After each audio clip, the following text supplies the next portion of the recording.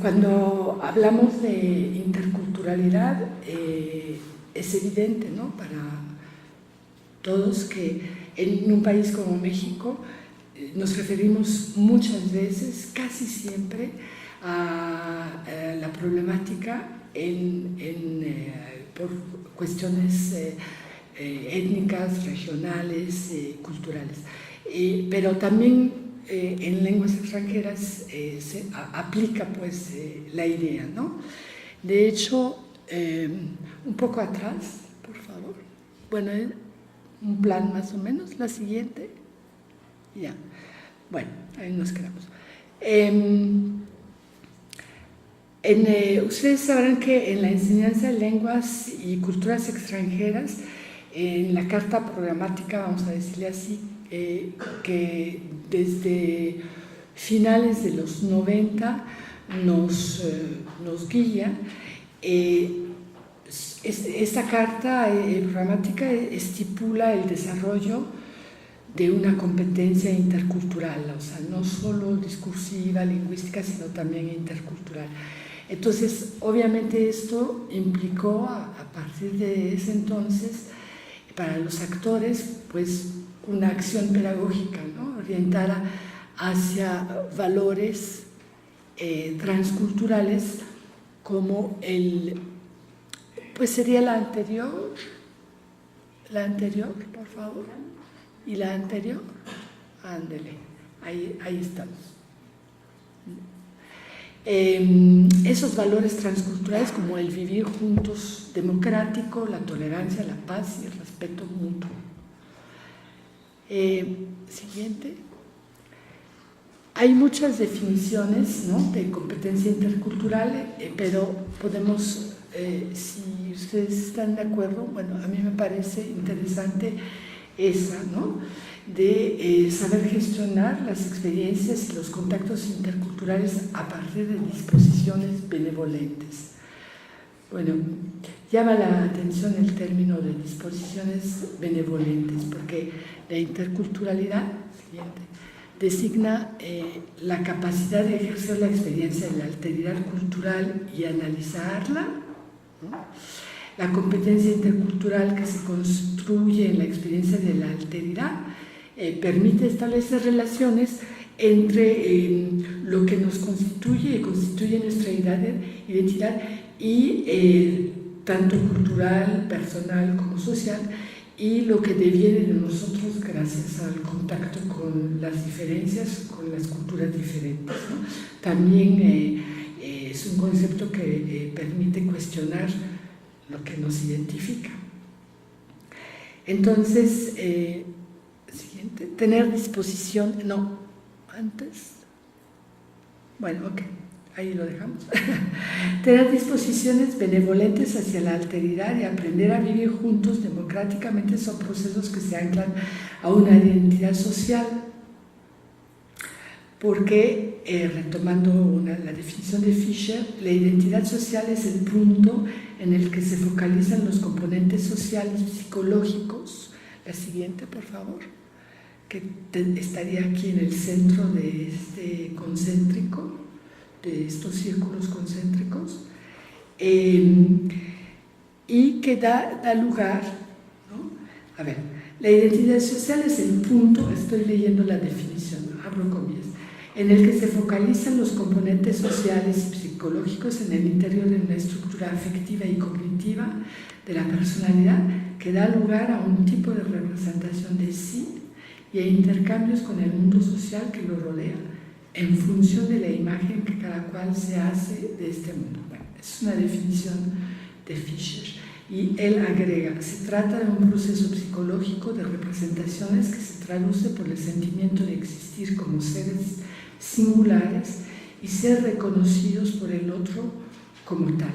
Da lugar a una autoestima y a una autoconciencia. Bueno,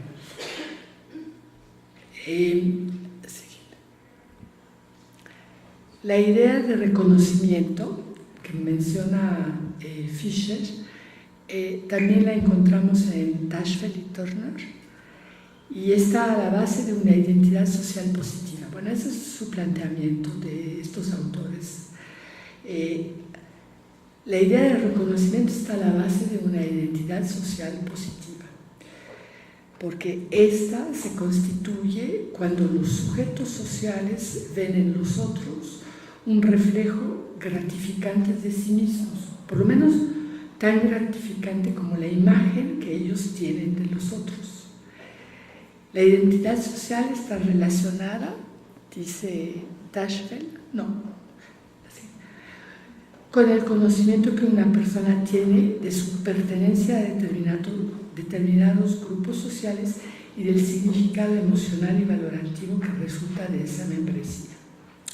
Bueno, entonces, ante esto, que a veces puede parecer, o sea, es complicado pues pensar en esos términos en el ámbito del aula de lenguas extranjeras, ¿no? Sin embargo, las preguntas están ahí y es como un rum porque frente a los estudiantes, pues uno siempre se pregunta, tiene muchas preguntas sobre la parte intercultural, ¿no?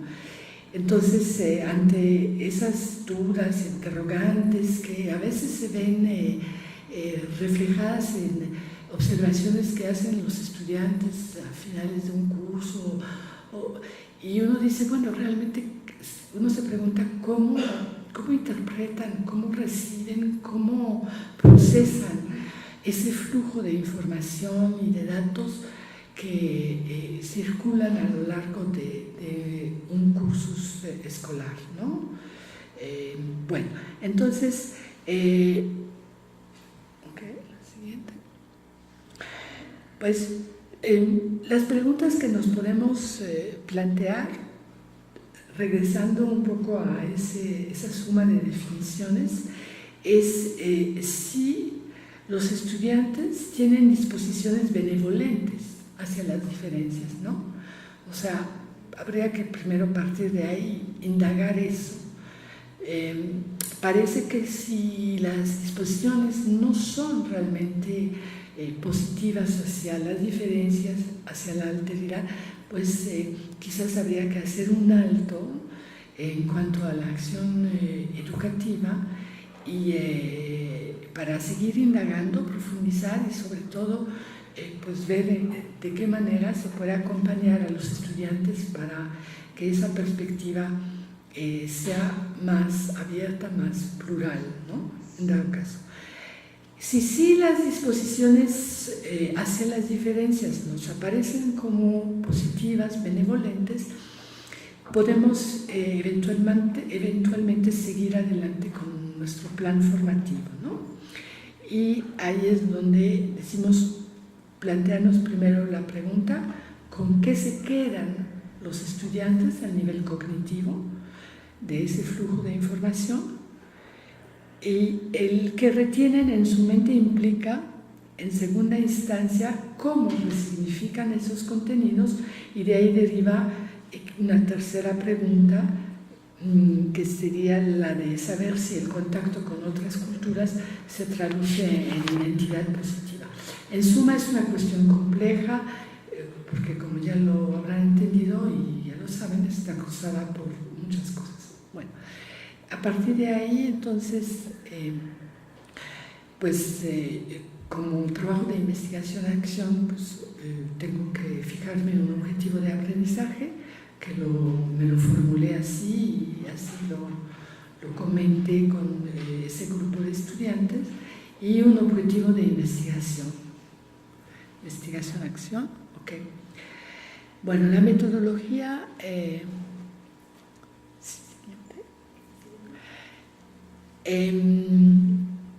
que seguí, la voy a tratar de describir brevemente. Primero me refería a una encuesta del 2012 y a otros documentos, pero no hay mucho tiempo para alargarnos, ¿no? De INJUVE, para elaborar un instrumento aplicado a los estudiantes. Entonces, ese es algunos datos de la encuesta en Juve, y esa fue la pregunta que yo les planteé. Y las conclusiones, entonces, después del procesamiento de la información, es que los 28 estudiantes de ese grupo de francés lengua extranjera tienen un umbral alto de tolerancia hacia la diversidad y las diferencias, como pueden ver ahí, en cuanto a credo, preferencia sexual, origen étnico y todos los demás indicadores señalados. En cuanto a su intolerancia hacia los drogadictos y los alcohólicos, ¿no?, para vivir con ellos ya en la discusión argumentaron que la convivencia con esas personas no es que los rechacen, bueno, eso salió, ¿no?, sino que la ven o la verían como complicada porque temen que un drogadicto o un alcohólico fuese una persona irresponsable en las tareas domésticas. Entonces, bueno, no se trata propiamente de una intolerancia genérica, ¿no?, sino de los efectos que esto produciría. Entonces, ahora expondré los pasos del trabajo realizado para las preguntas que nos interesan. Las repito: ¿qué retienen? ¿Cómo interpretan la información? Y si se puede observar la construcción de una identidad social positiva. Siguiente. Brevemente, las características eran un grupo de 25 estudiantes de francés lengua extranjera con 480 horas aproximadas de clase al iniciar un quinto nivel, hombres y mujeres entre 18 y 25 años. No había adultos mayores de edad en ese grupo, en otros sí, pero en ese no. Y son estudiantes que provenían de 19 carreras distintas de la UNAM, así que no hay tiempo para enumerarlas, pero son un espectro muy amplio. En ese estudio también, en otras preguntas, pude ver que su motivación es bastante intrínseca, con un gusto acentuado por el cine, las artes en general, las canciones y sobre todo la cultura francesa en general. Bueno, entonces el proceso didáctico fue más o menos así: expusieron, comentaron, analizaron y discutieron los siguientes temas por elección propia. Es decir, yo les propuse temas y les propuse ese tema porque a partir de una reflexión que ellos hicieron, ¿no? Y entonces salió esto, que si querían hacer trabajos de exposición sobre acceso a la educación en Francia, acceso a la cultura, a la salud, acceso a la justicia y acceso al trabajo. También se mencionó la posibilidad de que trabajaran sobre acceso a la equidad de género y acceso a los derechos ecológicos, bueno, del entorno.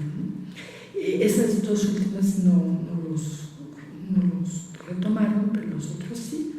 Y bueno, era importante para el estudio evitar todo tipo de sesgo en su interpretación de los contenidos de la materia cultural, porque pensé para el trabajo que a lo mejor venía de ahí esas interpretaciones falsativas que de repente yo detecto en los estudiantes, ¿no?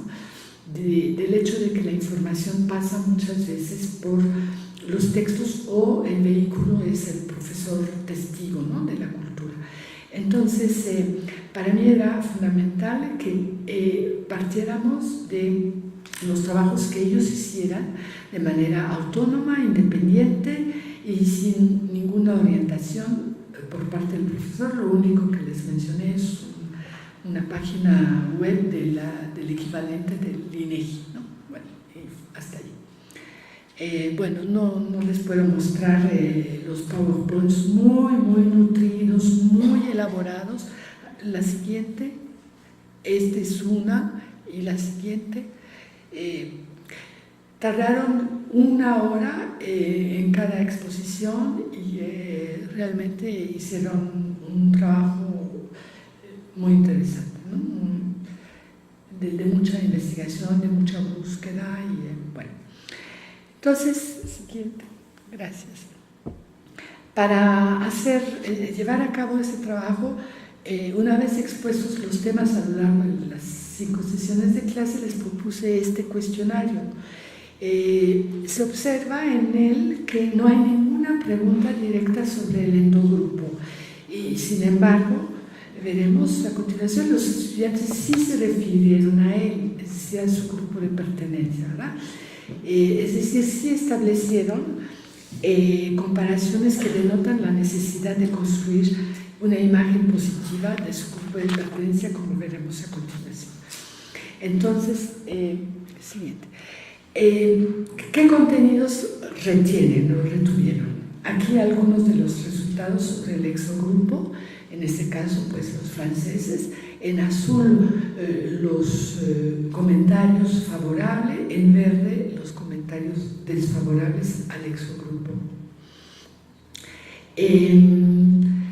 ¿Qué significados interpretativos dan a esos contenidos? Pues bueno, ahí tienen otro ejemplo, pero ya sobre el endogrupo, es decir, sobre su grupo de pertenencia.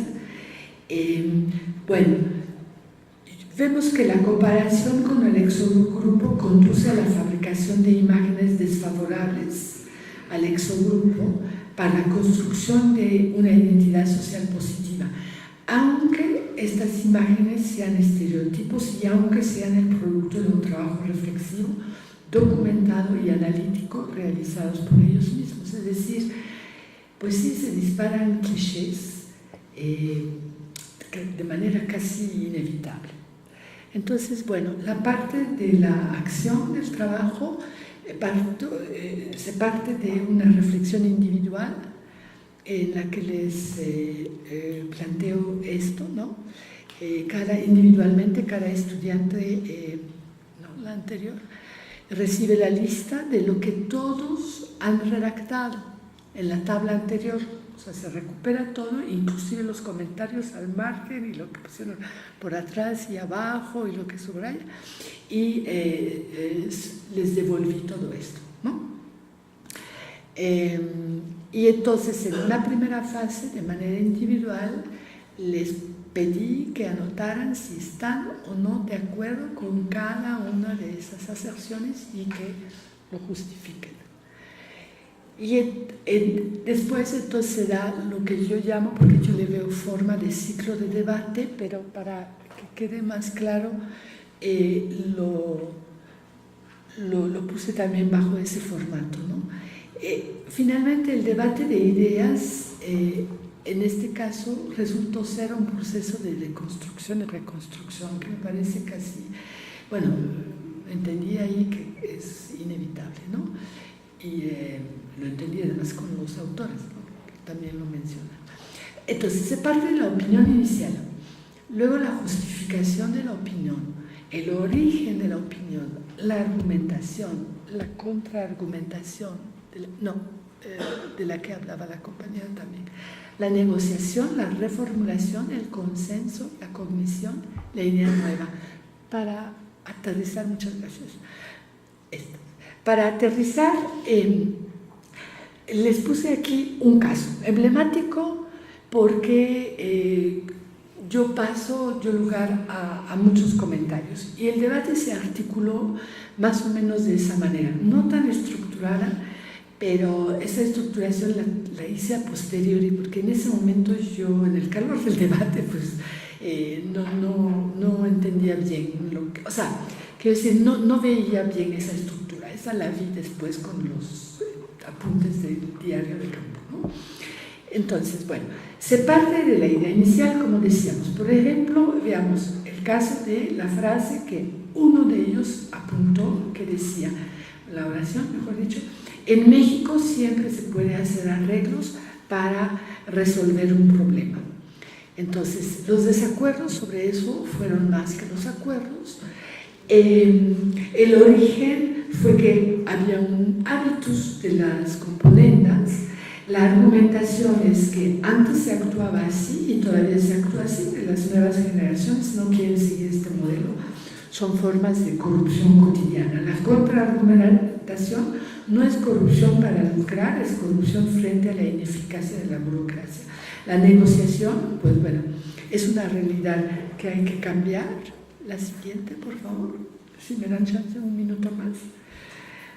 ¿Están de acuerdo? Un minuto más para terminar.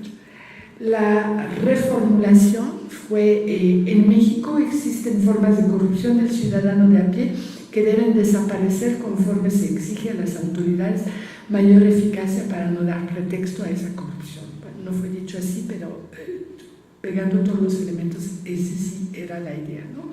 El consenso, pues, en algún momento formularon que sí, que esa era la idea con la que estarían más de acuerdo. Y bueno, el conocimiento es que a través del debate conocieron formas diferentes de resolver problemas, disensos, y la idea nueva fue que la corrupción no es un problema individual, sino del sistema, que no se da de manera tan fuerte en otros países, pero que no es forzosamente cultural. Bueno, entonces, finalmente, la acción pedagógica, indagar en temas de identidad desde esa perspectiva, y la investigación-acción, me parece que demanda procedimiento didáctico largo, instrumentos situacionales, no conceptuales, espacios de reflexión y discusión, importantísimo, debate pautado y organizado, interacciones auténticas y conclusiones abiertas, parciales y provisionales. Eso es todo. Muchas gracias.